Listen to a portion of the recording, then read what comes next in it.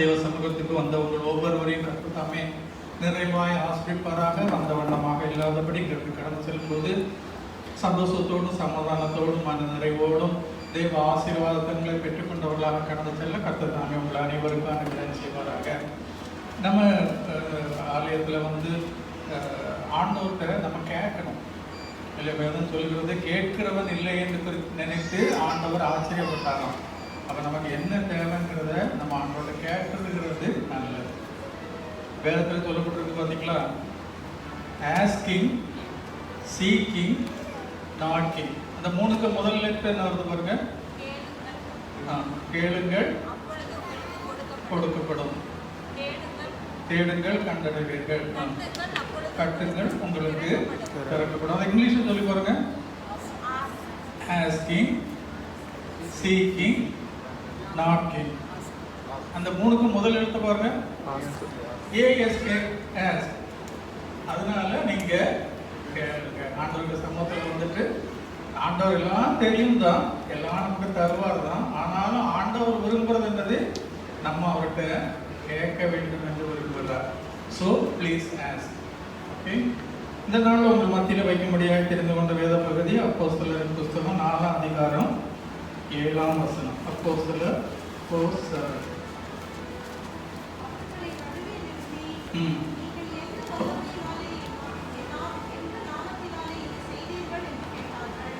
அவர்களை நடுவே நிறுத்தி, அவர்கள்னு சொல்லும்போது பேதுருவையும் யோவானையும் நடுவே நிறுத்தி, நீங்கள் எந்த வல்லமையினாலே எந்த நாமத்தினாலே இதை செய்தீர்கள் என்று கேட்டார்கள். அது மலையாளத்திலையும் வாசிக்கலாம், இங்கிலீஷ்லையும் வாசிக்கலாம்.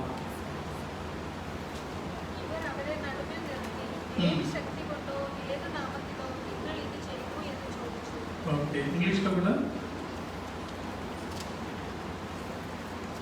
And when they had set them in the midst, they asked, by what power or by what name have you done this? By what power or what name did you என்று அவர்கள் கேட்கிறதை பார்க்கிறோம். ஒரு பாடலும் ஒரு அடியை பாடி இந்த நாளின் செய்திக்கு நேராக நம்ம கடந்து செல்வோம்.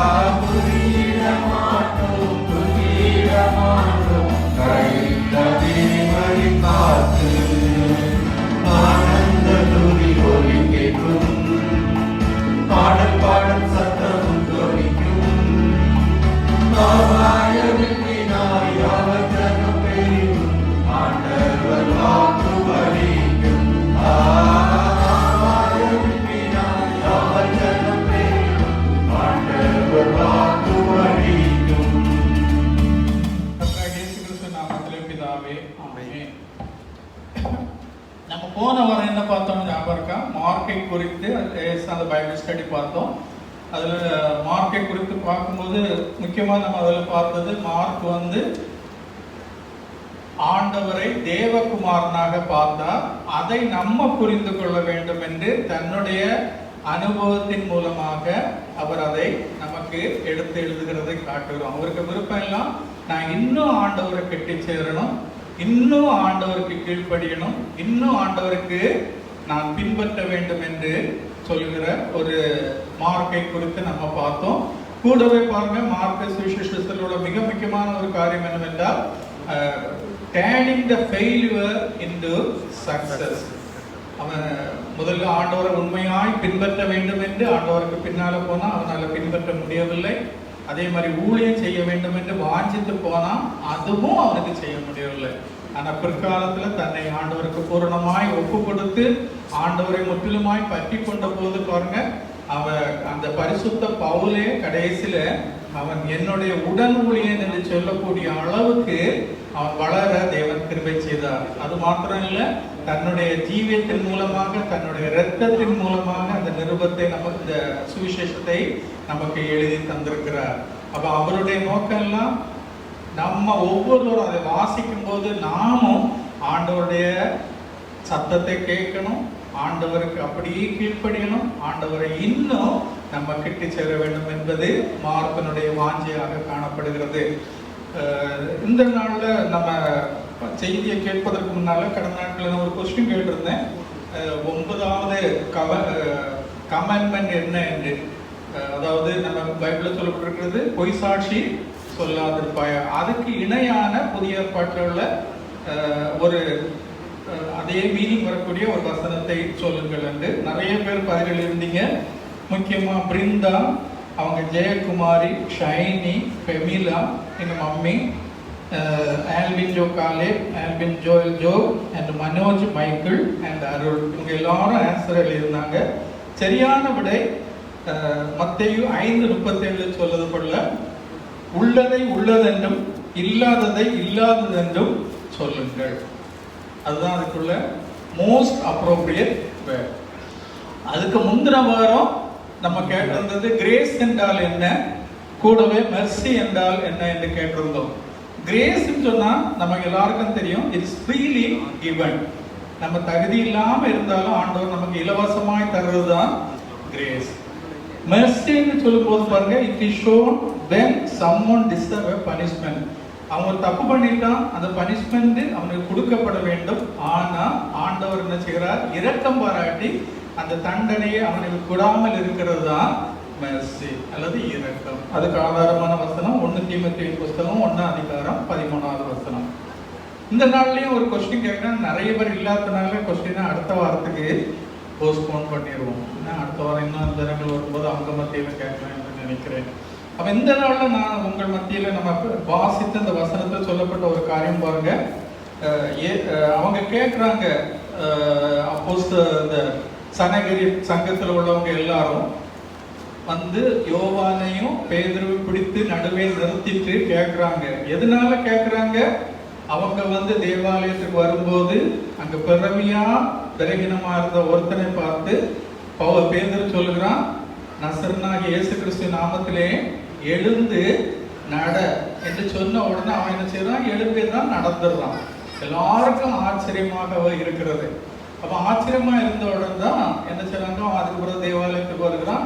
தேவாலயத்துக்கு வந்த உடனே தான் அவங்க கேட்கிறாங்க, எந்த வல்லமையினாலே அவர்களை நடத்தி, எந்த வல்லமையினாலே, எந்த நாமத்தினாலே இதை செய்தீர்கள் என்று அவங்க கேட்கறத பார்க்கிறோம். ஏன்னா அவங்களுக்கு தெரிந்ததெல்லாம் என்னது, மோசையை குறித்து அவங்களுக்கு தெரியும், நியாயப்பிரமாணத்தை குறித்து அவங்களுக்கு தெரியும், தேவாலயத்தை குறித்து தெரியும். அவங்க வந்து எல்லாருக்கும் மேலான அதிகாரத்துல இருக்காங்க. அவங்க சொல்லுகிறத எல்லாரும் கேட்கணும்.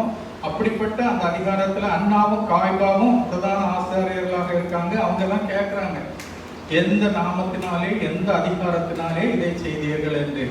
அப்பந்தான் இவர் சொல்லக்கூடிய காரியம் பாருங்க, 7 அப்போஸ்தலர் 4:10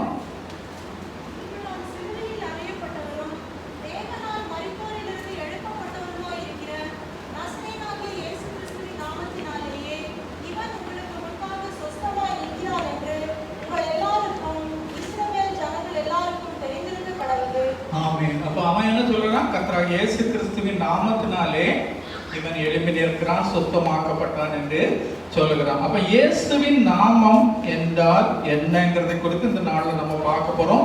இயேசுவின் நாமம் என்றால் இயேசுவின் வல்லமை, இயேசுவின் வல்லமை என்றால் இயேசுவின் ரத்தம். நான் மீண்டுமாய் சொல்லுகிறேன், எழுதுறவங்க வேண்டாம் எழுதி வச்சுக் கொள்ளுங்க. இயேசுவின் நாமம் என்றால் இயேசுவின் வல்லமை, இயேசுவின் வல்லமை என்றால் இயேசுவின் கர்த்தராகிய இயேசு கிறிஸ்துவின் ரத்தம். அவங்க அந்த நாட்கள்ல அந்த அண்ணா காய்பா அந்த சனகரிப் சங்கத்தில் இருந்தவங்க எல்லாரும் கேட்கக்கூடிய ஒரு காரியம், நீ எந்த வல்லமையினாலே எந்த அதிகாரத்தினாலே இதை செய்தீர்கள் என்று. அப்ப இந்த இடத்துல நம்ம பார்க்கும்போது அவங்களுக்கு தெரிந்த வல்லமை எல்லாம் என்னது பாருங்க, மனுஷீக வல்லமையாய் தான் அவங்களுக்கு தெரியும். அவங்க பெரிய பணம் உடையவர்களாக இருந்தாங்க, நல்ல பதவியில் இருந்தாங்க, அந்த ஹையஸ்ட் போஸ்ட்ல அவங்க இருந்தாங்க, நிறைய படித்திருந்தாங்க, பட்டம் உள்ளவர்களாக இருந்தாங்க, பக்தி உள்ளவர்களாக இருந்தாங்க, தத்துவம் எல்லாம் அவங்களுக்கு தெரிந்திருந்தது. ஆனா பவுல் சொல்லுகிறது என்ன சொல்றான் பாருங்க, ரோமர் 7:24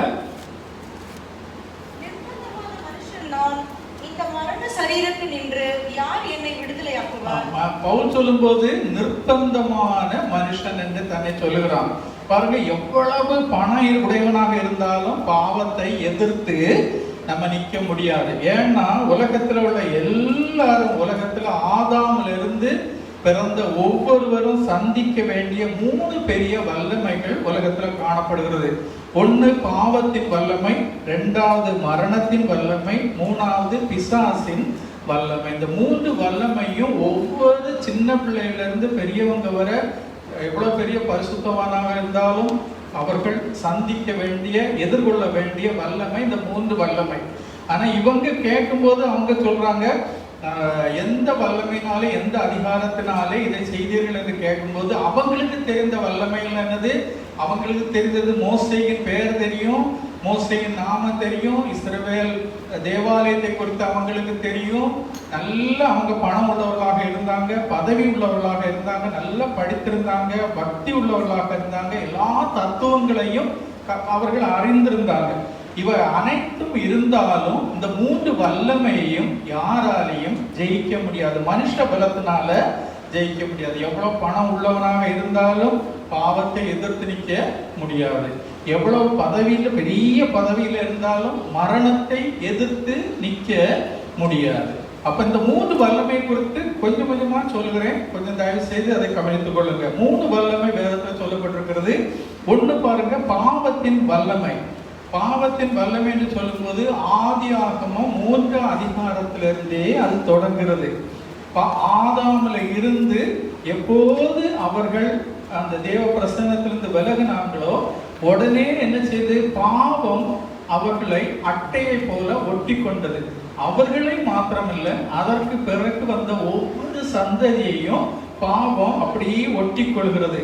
அது ஒட்டி கொள்கிறது மட்டும் இல்ல, தேவனுடைய உறவை அது துண்டித்து போட்டது. அது மாத்திரம் இல்ல பாருங்க, அந்த பாவத்தின் வல்லமை என்ன செய்கிறது? சிந்தனைகளை கொல்லாததாக ஆக்கிவிட்டது. அவனுக்கு மட்டுமல்ல, நம்ம ஒவ்வொருவருடைய சிந்தனையையும் அது கொல்லாததாக மாற்றிவிட்டது. நம்ம தேவ பிரசன்னத்துல தான் இருக்கிறோம், கர்த்தருடைய வார்த்தையை கேட்டுக்கொண்டுதான் இருக்கிறோம்.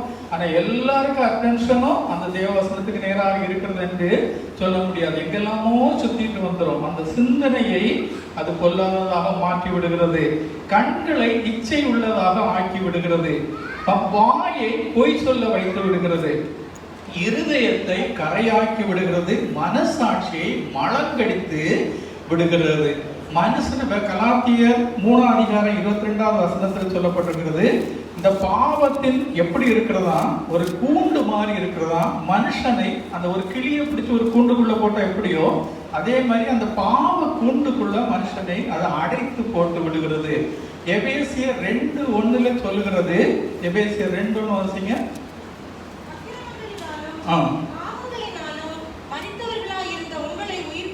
நம்மள என்ன செய்யறது? அந்த பாவத்தின் வல்லமை உயிரோட செத்தவர்களை போல மாற்றி விடுகிறது. அக்கிரமங்களினாலும் பாவங்களினாலும் மரித்தவர்களாக மாற்றி விடுகிறது. அது மாத்திரம் இல்ல, ஆதியாகமம் 4:7 வாசிக்கும் போது பாருங்க, நீ நன்மை செய்தால் மேன்மை இல்லையோ, நீ நன்மை செய்யாதிருந்தால் பாவம் வாசற்படியில் படுத்திருக்கு. அந்த பாவத்தின் வல்லமை என்ன செய்யறது? ஒவ்வொருத்தருடைய வீட்டின் வாசல் படியில அது படுத்திருக்கிறதா, பாவம் படுத்திருக்கிறதா. அந்த பாவம் வீட்டின் வாசல் படியில இருக்கிறதுனால பாருங்க, வீட்டுக்குள்ள எப்பவுமே ஒரு நெகட்டிவான காரியங்களும், வீட்டுக்குள்ள சின்ன சின்ன சண்டைகளும் ஆட்டோமேட்டிக்கா உருவாக்குறதுக்கு அந்த பாவம் காரணமாகிறது. பாருங்க, அந்த பாவத்தின் வல்லமை அவ்வளவு பயங்கரமாக இருக்கிறது. ஆதியாகமம் 3 அதிகாரத்துக்கு பிறகு அது ஒரு அட்டையை போல நம்ம ஒவ்வொருவரையும் பிடித்துக் கொள்கிறது. தேவனோடு உள்ள உறவை துண்டித்து விடுகிறது. நமது சிந்தனையை கொல்லதாக்கி விடுகிறது. கண்களை இச்சையாக்கி விடுகிறது. வாயை பொய் சொல்ல வைக்கிறது. இருதயத்தை கரைபிடிக்க வைக்கிறது. மனசாட்சியை மடங்கடித்து விடுகிறது. இதனால அந்த பாவம் என்ன செய்கிறது? நம்மளை ஒரு கிளிய ஒரு கூண்டுக்குள்ள போடுகிறது போல பாவம் என்கிற கூண்டுக்குள்ள நம்மளை அடைத்து விடுகிறது. நம் மனுஷர்களெல்லாம் செத்தவர், உயிரோடு செத்தவர்களை போல மாறி விடுகிறோம். பாவம் அது மாத்திரம் இல்லை, வீட்டு வாசல்ல கிடக்குதான். அதனால அந்த வீட்டுக்குள்ள என்ன செய்யுது? ஏதாவது ஒரு பிரச்சனையை அது உருவாக்கி கொண்டே இருக்கிறது. இது முதல்ல பாவத்தின் வல்லமை. ரெண்டாவது பாருங்க, மரணத்தின் வல்லமை.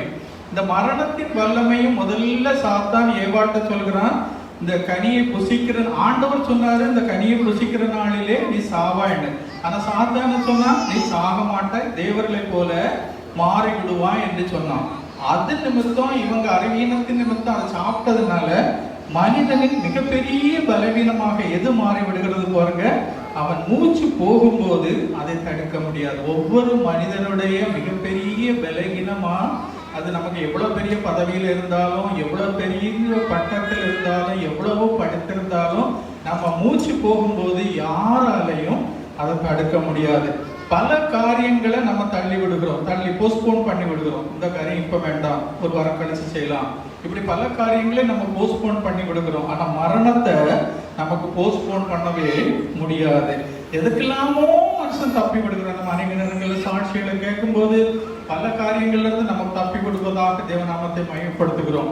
ஆனா மரணத்திலிருந்து தப்புவதற்கு ஒருவராலும் முடியாது. பாருங்க, அப்ப முதல்ல பாவத்தின் ஒரு வல்லமை இருக்கிறது, மரணத்துக்கு ஒரு வல்லமை இருக்கிறது. மூணாவது பிசாசுக்கு ஒரு வல்லமை இருக்கிறது. பிசாசின் கையில 2 சங்கிலிகள் இருக்கிறதாக வேதத்தில் சொல்லப்பட்டிருக்கிறது. நீதிமொழிகளின் புஸ்தகம் 5ஆம் அதிகாரம் 5ஆம் வசனத்திலையும் 22வது வசனத்திலையும் அது என்னதாக சொல்லப்பட்டிருக்கிறது பாருங்க. அது ஒரு பாவ கயிறாக அல்லது ஒரு சங்கிலியாக அந்த காரியத்தை சொல்லப்பட்டிருக்கிறது. ஒன்னு பாவ சங்கிலி, இன்னொன்னு மரண சங்கிலி என்று சொல்லப்பட்டிருக்கிறது. இந்த 2 சங்கிலிகளாலும் மனிதனை பிசாசு கட்டி விடுகிறான். இதன் மூலம் மனிதனை பாவம் செய்ய வைக்க வலைவிரிப்பதும், பாவ சேற்றில அவன் மூழ்கி விடுவதும், அவன் கால்களை அந்த பாவத்துக்குள்ள வைத்து விடுகிறதும் பிசாசின் வல்லமையினாலதான் நடக்கிறது. நம்ம வேதத்துல பார்க்கும்போது தாவீது ராஜாவை குறித்து பார்க்கும்போது கர்த்தருடைய இதயத்துக்கு ஏற்றவனாக இருக்கிறான். அவ்வளவு பெரிய அந்த ராஜாவை கூட இச்சை என்கிற பாவத்துல அவன் விழும்படியாக அவன் வாசல் படியிலே கிடந்த அந்த பாவம் அந்த கண்ணிகளுக்குள்ளே போய் அவன் சிக்கிக் கொள்கிறதாக பார்க்கிறோம். சாம்சனை குறித்து பார்க்கிறோம் பாருங்க. ஒரு தாடை எலும்பை எடுத்து 1000 பேரை முறியடித்தவன் தலீலா என்று சொல்லக்கூடிய பெண் மூலமாக அதன் பிறகு எத்தனையோ அந்த கண்களின் இச்சை எல்லாம் விழுந்து விடுகிறான். அந்த கண்ணிகளுக்குள்ளே அவன் சிக்கி விடுகிறான். அப்ப நீதிமொழிகள் 5ஆம் அதிகாரம் 5ஆம் வசனத்திலையும் 22வது வசனத்திலையும் துன்மார்க்கனை அவனுடைய அக்கிரமங்களை பிடித்துக் கொள்ளும் தன் பாவ கயிறுகளால் கட்டப்படுகிறான். ஒரு இதுல ஒரு டிரான்ஸ்லேஷன்ல அது செயின்ஸ் என்று சொல்லப்பட்டிருக்கிறது, சிலதுல கார்ட்ஸ் என்று சொல்லப்பட்டிருக்கிறது, சிலதுல ரோப் என்று சொல்லப்பட்டிருக்கிறது, சிலதுல செயின் என்று சொல்லப்பட்டிருக்கிறது, சிலதுல ட்ராப் என்று சொல்லப்பட்டிருக்கிறது. அப்ப இந்த வல்லமை பாருங்க, இந்த 3 விதமான வல்லமையும், பாவத்தின் வல்லமையும், மரணத்தின் வல்லமையும், பிசாசின் வல்லமையையும் நம்ம மனுஷ பலத்தினால ஒரு நாளும் யாராலையும் ஜெயிக்க முடியாது. இதை தான் அன்னைக்கு அவங்க அப்போஸ்தலர்களுக்கு முன்பாக இவர்கள் கேட்கும்போது அவங்க கேட்கறாங்க. கேட்ட உடனே இவங்க சொல்றாங்க, எவ்வளவு பணம் இருந்தாலும் சரி, எவ்வளவு பெரிய பதவியில இருந்தாலும் சரி, எவ்வளவு பட்டம் படிப்பெல்லாம் படித்திருந்தாலும் சரி, எவ்வளவு பக்தி மார்க்கத்தில் நடந்தாலும் சரி, எவ்வளவு தத்துவங்களை அறைந்திருந்தாலும் சரி, இந்த காரியங்களை நம்ம மனுஷ பலத்தினால சாதிக்க முடியாது. அதைத்தான் பவுல் சொல்லும்போது சொல்லுகிறார், நிர்பந்தமான மனுஷன் தான். பவுல் யாரு? கமாலியலின் பாதத்தண்டையிலேயே இருந்த அவரே சொல்லுகிறார், நான் நிர்பந்தமான மனுஷன். இந்த பாவ சரீரத்திலிருந்து என்னை யார் விடுவிப்பார் என்று பவுல் சொல்லுறதை பார்ப்போம். அப்ப யார் தான் விடுவிக்க முடியும்? அப்போஸ்தலர் 7:10 நம்ம பார்த்தது மாதிரி ஆண்டவருக்காக அதுல இயேசுவின் நாமம் என்றால் இயேசுவின் வல்லமை. இயேசுவின் வல்லமை என்றால் கர்த்தராகிய இயேசு கிறிஸ்துவின் ரத்தம். அந்த கர்த்தராகிய இயேசு கிறிஸ்துவின் நாமம் மட்டுமே, கர்த்தராகிய இயேசு கிறிஸ்துவின் வல்லமை மட்டுமே, இயேசுவின் ரத்தம் மட்டுமே நம்மளை என்ன செய்ய முடியும், அதிலிருந்து நம்மளை பாதுகாக்க முடியும். அப்ப அந்த கர்த்தராகிய இயேசு கிறிஸ்துவின் ரத்தத்தில் உள்ள வல்லமை ஏகப்பட்ட வேதத்துல நமக்கு காரியங்களை சொல்லியிருக்கால். இந்த நாட்கள்ல 3 காரியங்களை நான் உங்கள் மத்தியில சொல்கிறேன். ஒண்ணு பாருங்க, அவருடைய கர்த்தராகிய இயேசு கிறிஸ்துவின் அந்த வாசித்துருங்க. எபிரேயர் 9:12. எபிரேயர் 9:12.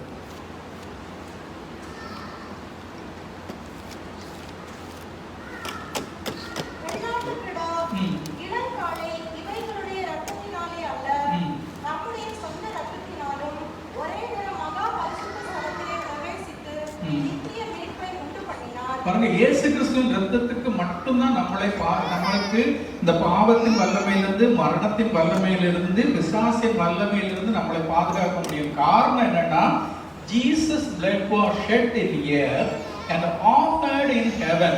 பூமியிலே இயேசு கிறிஸ்து சிலுவையிலே அறையப்பட்ட ரத்தம் பூமியிலே சிந்தப்பட்டார். ஆனா அந்த ரத்தம் வேதம் என்ன சொல்கிறதுனா, மகா பிரதான ஆசாரியனாக கர்த்தராகிய இயேசு கிறிஸ்து தன்னுடைய சொந்த ரத்தத்தை பரலோகத்தில் உள்ள அந்த மகா பெரிய ஆசரிப்பு கூடாரத்துக்குள்ள அவர் அந்த ரத்தத்தை என்ன செய்தாராம், ஸ்தலத்திலே பிரவேசித்து நித்திய மீட்பை உண்டு பண்ணினார். பூமியிலே இயேசு கிறிஸ்துவின் ரத்தம் சிந்தப்பட்டது. ஆனா அது எங்க ஆஃப்ட் பண்ணப்பட்டது பாருங்க, பரலோகத்துல பிதாவுக்கு முன்பாக அந்த மேர்சி சீட்ல அந்த ரத்தம் தெளிக்கப்பட்டதாக சொல்லப்பட்டிருக்கிறது. இதுதான் வேதத்தில் உள்ள மகா பெரிய ஒரு மேன்மையான காரியம். பாருங்க, நமக்கு இருக்கக்கூடிய மிகப்பெரிய தைரியம் என்னன்னா, நமக்காக பூமியில அந்த ரத்தம் சிந்தப்பட்டது, நமக்காக பரலோகத்துல பிதாவின் வலது பாரசத்துல அந்த கிருபாசன பெட்டியில அந்த மேர்சி சீட்ல அந்த ரத்தம் தெளிக்கப்பட்டிருக்கிறது. யார் தான் அங்க போக முடியும்? மகா பிரதான ஆசாரியராகிய கர்த்தர் இயேசு கிறிஸ்து அந்த ரத்தத்தை கொண்டு போய் நமக்காக ஆஃபர் பண்ணியிருக்காங்க. ரெண்டாவது ஒரு காரியம் பாருங்க, எபிரேயர் 7:25. உலகத்துல சிந்தப்படுகிற ரத்தங்கள் எல்லாம் கொஞ்ச நாள் கழியும் போது அது என்ன ஆயிருமா, அழிந்து போகுமா. ஆனா கர்த்தர் இயேசு கிறிஸ்துவின் ரத்தம் என்ன செய்யாது, அழிந்தே போகாது. காரணம் என்னன்னா, எபிரேயர் 7:25 மேலும் தமது மூலமாய் தேவனிடத்தில் சேருகிறவர்களுக்காக வேண்டுதல் செய்யும்படிக்கு அவர் எப்பொழுதும் உயிரோடு இருக்கிறவராகையால் அவர்களை முற்றும் முடிய ரட்சிக்க வல்லவராய் இருக்கிறார்.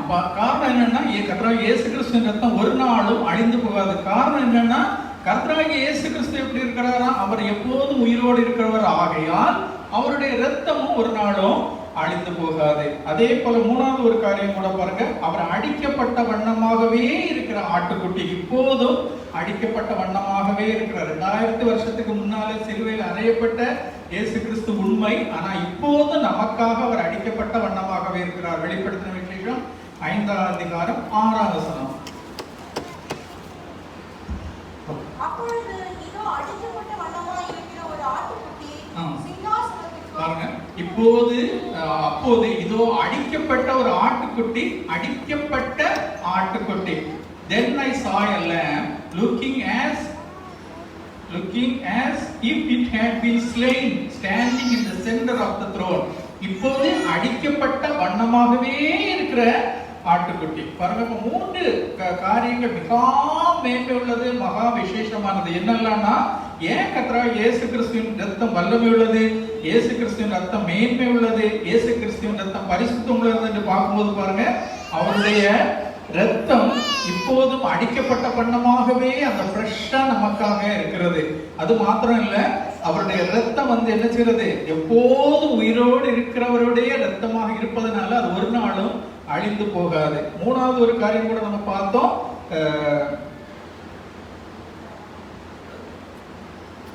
என்ன பார்த்தோம்?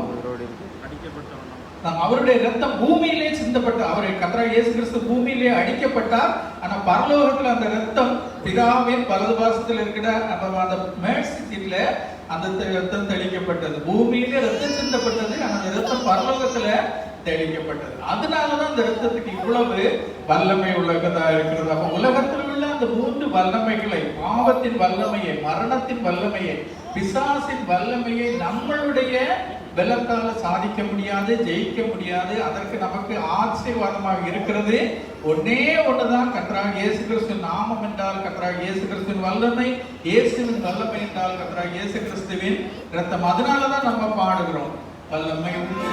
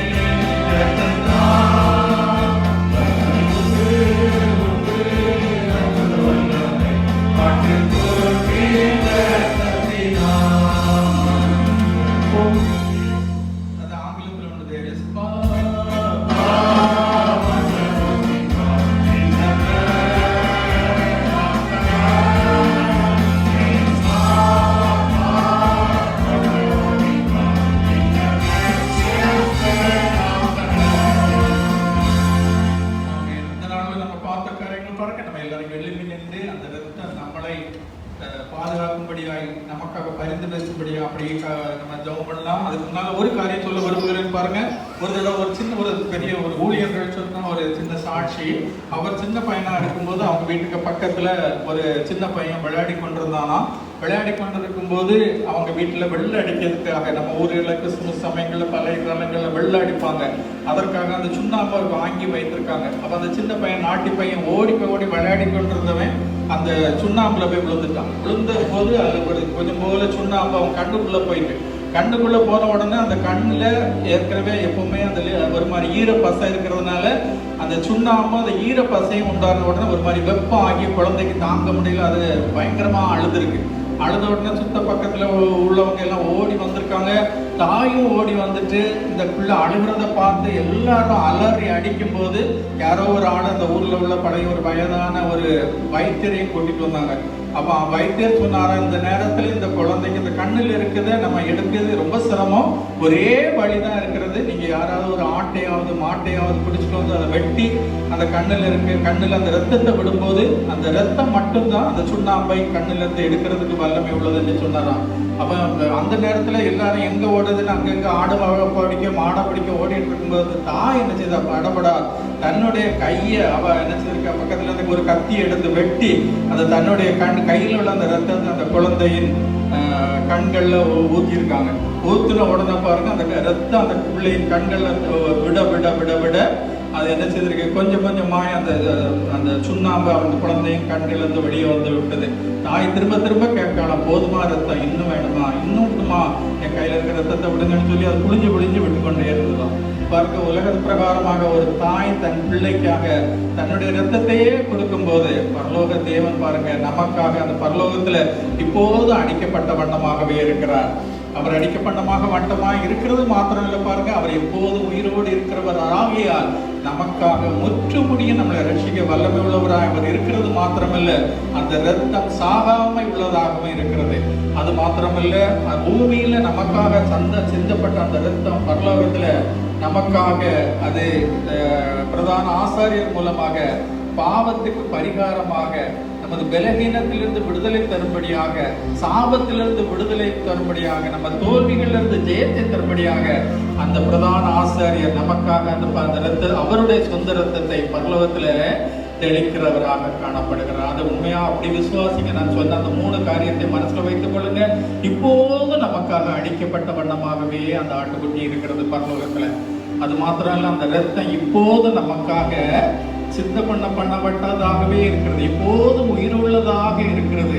இப்போது நமக்காக அந்த பரலோகத்தில் உள்ள அந்த பலிபீடத்தில் அந்த ரத்தம் தெளிக்கப்பட்டு கொண்டே இருக்கிறது.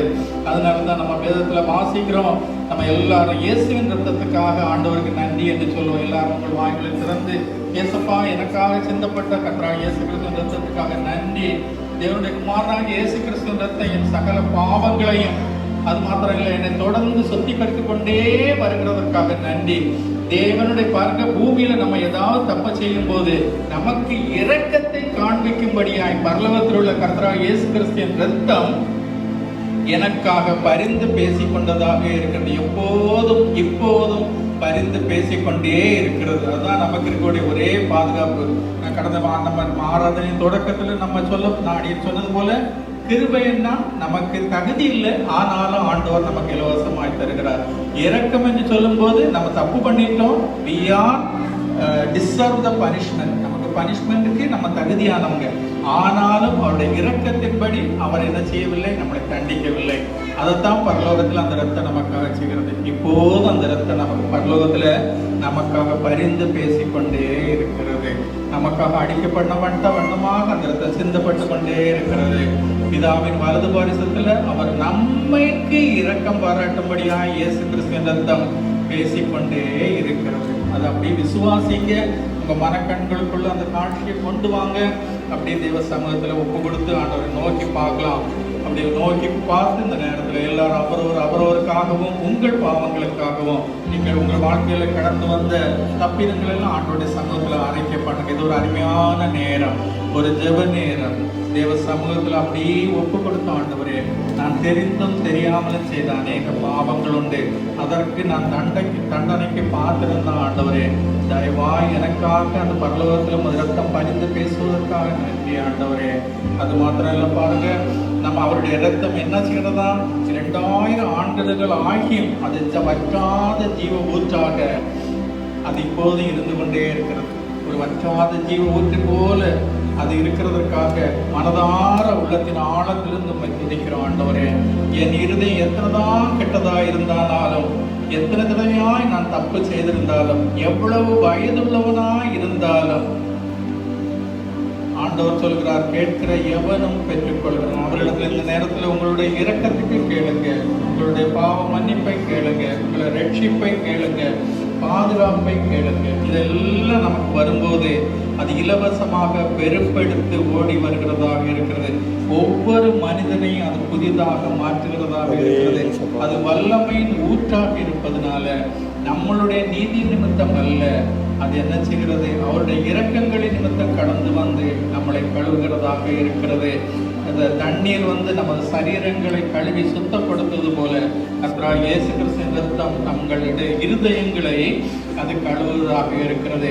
தண்ணீர் நமது தாகத்தை தீர்ப்பது போல கர்த்தராகிய இயேசு கிறிஸ்துவின் ரத்தம் நம்ம ஆத்துமாவில் உள்ள தாகத்தை தீர்க்கிறது.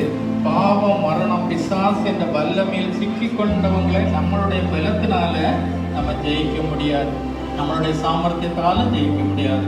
அப்போ ஆண்டுடைய இரக்கத்துக்காக நமக்காக பரிந்து பேசுகிற அந்த நல்ல ரத்தத்தை சார்ந்து கொண்டு அப்படியே தேவ சமூகத்தில் ஒப்பு கொடுத்து இந்த நேரத்தில் ஒரு பாடலை பாடி அந்த சிங்காசனத்தில் வீட்டுக்கிறவரை நோக்கி பார்த்து நம்ம எல்லாரும் இந்த பாட்டு அநேகருக்கு காணாம தெரியும். முடிந்தவங்க ஜெபமாய் பண்ணுங்க, தெரியாதவங்க அந்த ஸ்கிரீனை பார்த்து பாடுபடி அன்பாய் கேட்டுக்கொள்கிறேன்.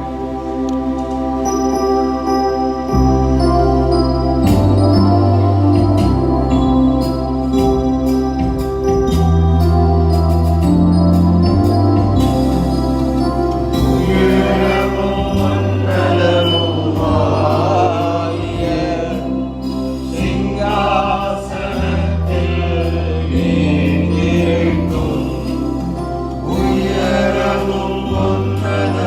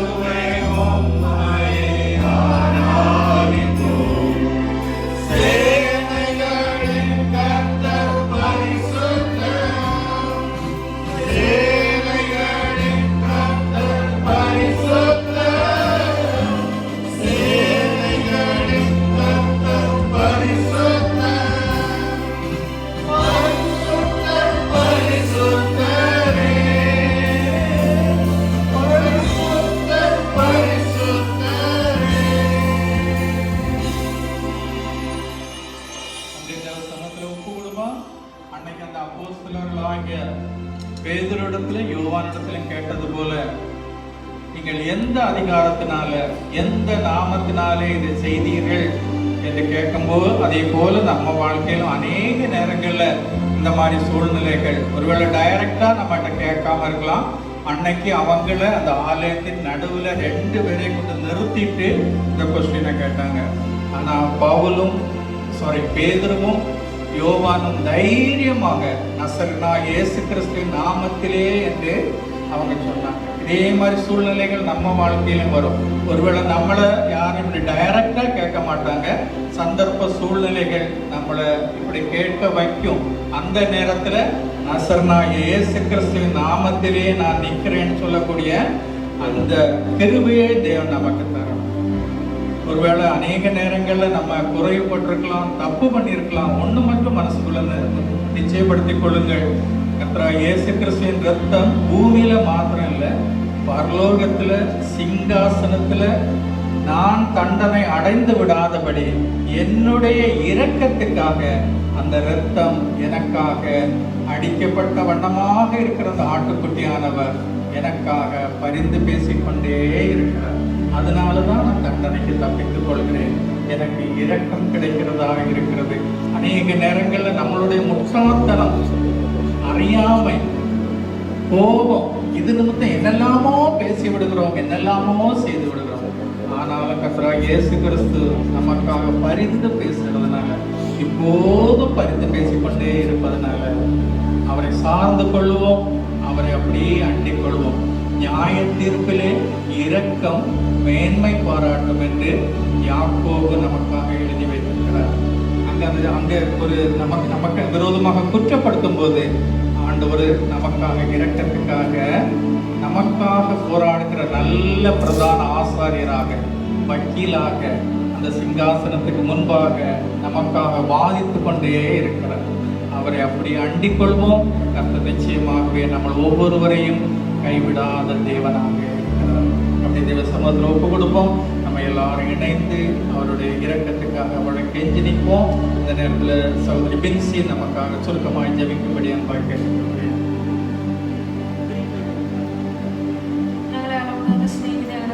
സ്വർഗീയ പിതാവേ, അനുഗ്രഹിക്കപ്പെട്ട ഈ നല്ല ദിവസത്തിനായിട്ട് ഞങ്ങൾ തന്നെ സ്തുതിക്കുന്നു, അപ്പച്ചൻ സ്തോത്രം ചെയ്യുന്നു.